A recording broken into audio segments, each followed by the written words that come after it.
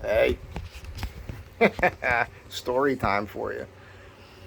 I was watching a film. It was called The Meyerowitz Stories. It's Adam Sandler, Ben Stiller, Dustin Hoffman.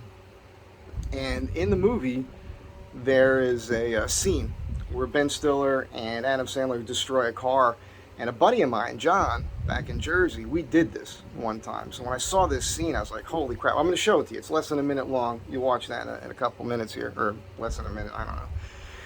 The movie was interesting to me for a couple of reasons, mainly because the Dustin Hoffman character. I knew a guy very similar to that, an artist, some notoriety. He's in a permanent collection of the Museum of Modern Art, and he always felt like all his contemporaries sold out. And he wasn't super negative about their work, but he was from time to time. And I went through a stint in the '90s where I hung out with a lot of artists, went to a lot of art shows, went to a lot of galleries, went to their studios, hung out around them, and these people are like this. Those conversations you see in that movie are very realistic, especially the people who are not the artist but live with or hang around the artist. There's this bizarre thing that happens. You see it with actors too. I saw it with Robert Downey Jr. on a film one time. They get these hangers on that kind of their whole life is about kind of sponging off the creativity of the people. So they're constantly patting their ego and that sort of thing. And there's a lot of nonsensical rhetoric going on all the time. But anyhow, you're going to see that clip next, and then I'm going to tell you our story that John and I experienced. Ow! But good, too. You gotta try this. Shit! This is Maureen's dead ex-husband's cane.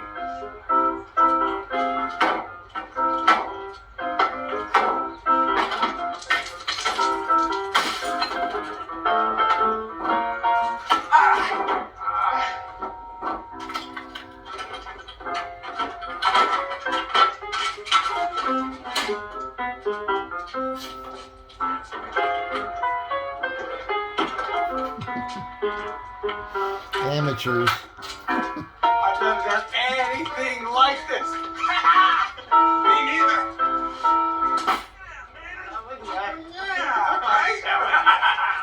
Oh, what's that, blood? Okay, so the scene you just saw actually happened with me and my buddy John back in Jersey in the late '90s. It's kind of funny. He had this really nice Mercedes, like a $50,000 car, and we drove up to this electronics show just to hang out for the day. We have a good time. We hang out together. We have an off-color sense of humor. If you heard us, you would think we were a couple jerks because we're goofing on other people or whatever, but that's just for us. We're actually pretty nice guys. John does a lot of nice things for people, as do I. But it's just fun. It's fun to have a friend like that. So we go up to this electronics show, and the place is packed. We're looking for a parking space. And we see this lady walk into her car, and we get right up to it. She's taking her time getting her car and pulling out. But while we're waiting, this other car pulls up. It's a newer car, like a Toyota or something. There's 4 kids in it. And I will say at the time, just to put everything in more perspective, John had been a football player in college and was probably walking around 230, 240 at the time. I was well-muscled, fit dude. We're not the kind of guys walking around you would think you'd want to screw around with, But for some reason, this incident just happened, and there's like 4 kids in the car, and I say kids because they look pretty young to me, and the big beefy kid, he's probably a football player, gets out, and he stands right in front of John's bumper, looking at us with a smirk on his face, like, what are you going to do? And John, we're both looking, we don't know what to do, we don't know how to process this, but the lady backs out, she pulls away, and they start backing in to park their car. John makes a gesture like he wants to get out of the car, and I said, John, I just did this quick calculation, I was like, dude, there's 4 of them. I'm positive we can kick the crap out of all 4 of these dudes. But we're going to be busy there. One of them could do something, get away, and damage your car. I don't want anything to happen to your car. And he understood that was right. He kind of looked at me, the corner of his eye, and, I was like, But that was it. We didn't say a word. We're just watching this unfold. And he actually, the kid said to us, what are you going to do about it? And the other kids get out, and they're all with the same attitude. and we're just in shock that this just happened. So we drive and we eventually find another parking space, but we don't say a word. We're in total silence and we're steaming, fuming, you know. We get out of the car. I look across at John. I go, let's find them. And now we're on a mission to find these dudes and beat the crap out of them. So we start walking. We walk in. As we walk in, we walk past their car. And without even thinking about it, I walked on one side. John walked on the other. He keyed one side of the car. And I snapped the aerial off. And now we go inside. That wasn't planned. We didn't say anything. It just happened. We go looking for him inside this. We can't find him.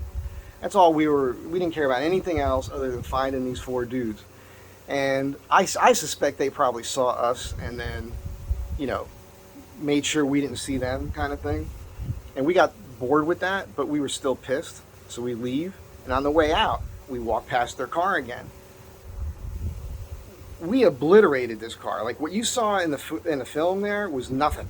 I mean, we kicked off the side view mirrors. We jumped up that the whole roof was caved in, broke windows, broke headlights, broke taillights. This car was totally demolished. It looked like something that would have rolled down a pass in a mountain practically, you know.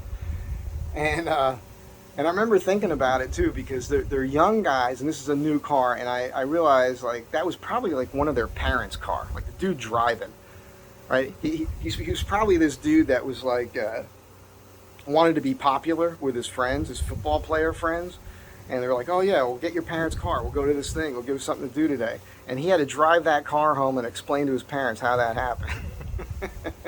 I'm not saying it's the right thing to do. I don't recommend you doing it, especially today. When I watch the film, I'm watching it thinking, there's cameras. These guys are going to get busted.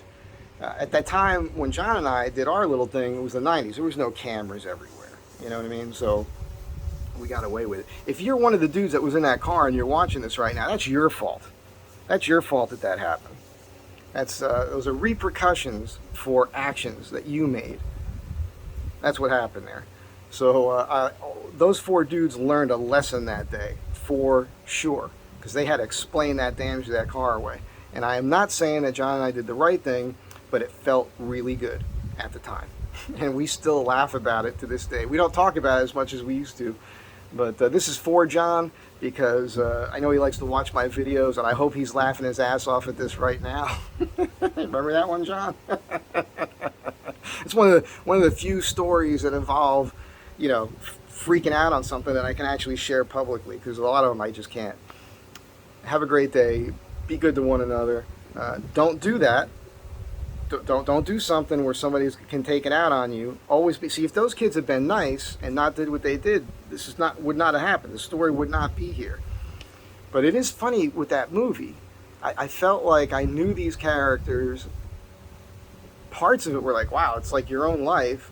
And then the destroying of the car, it's like, I wonder if the guy who wrote that knows somebody I know who heard this story or something. It is bizarre when you see those things happen. But anyhow, catch you guys next time.